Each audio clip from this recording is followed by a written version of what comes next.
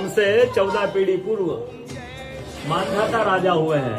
शिव पुराण में उल्लेख है, जिन्होंने मां से ने पिता से जन्म लिया था, उनकी तपस्या से ये शिवलिंग प्रकट में स्थापित लिंग नहीं है। जिस प्रकार आरती करते हैं हम प्रण अक्षर के मध्य, ओम अक्षर के मध्य, यह तीनों एका जय शिव ओंकार। एक शिवलिंग में ब्रह्मा विष्णु महेश निराकार धरती से प्रकट हुए हैं।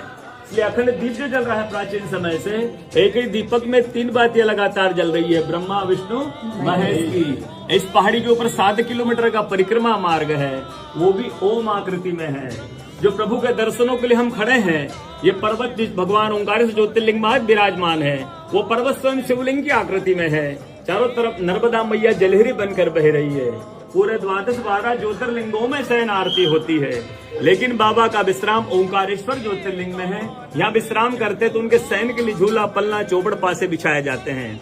बाबा यहाँ विश्राम करके 3 बजे रात उठ करके महाकालेश्वर जाएंगे, वहाँ स्नान करेंगे। इसलिए वहाँ का भस्म आरती प्रसिद्ध है, यहाँ का शयन आरती प्रसिद्ध है। शिव पुराण में भी कथा आती है, महिलाएं 16 सोमवार व्रत करती है, उसमें भी कथा आती है। क्या कथा आती है?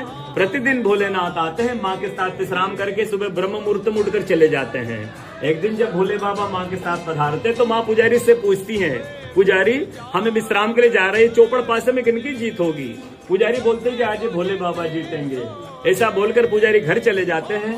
भोले बाबा माँ विश्राम के लिए चले जाते हैं। सुबह ब्रह्म मुहूर्त में जैसे ही भोले बाबा माँ बाहर निकलते हैं, पुजारी द्वार पर रहते तो माँ पुजारी से पूछती है, पुजारी कल मैंने आपसे पूछा था हमें विश्राम के लिए जा रहे, चौपड़ पासे में किनकी जीत होगी?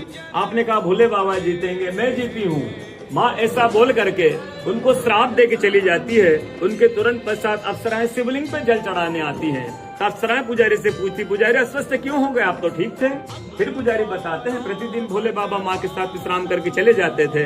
कल भोले बाबा माँ के साथ पधारे, माँ ने मुझसे पूछ लिया, पुजारी हम विश्राम के लिए जा रहे, चौपड़ पासे में किनकी जीत होगी? मैंने कहा भोले बाबा जीतेंगे। माँ जीत गई, माँ मुझे श्राप दे के चली गई। अप्सरा बोलते, चिंता न करो, हम अंदर जाकर शिवलिंग की पूजा करके आते, फिर इसका उपाय बताएंगे।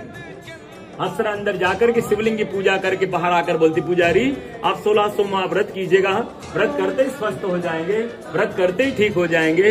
ये वो कथा का दर्शन प्रतिदिन होता है। बोलो ओंकारेश्वर भगवान की जय।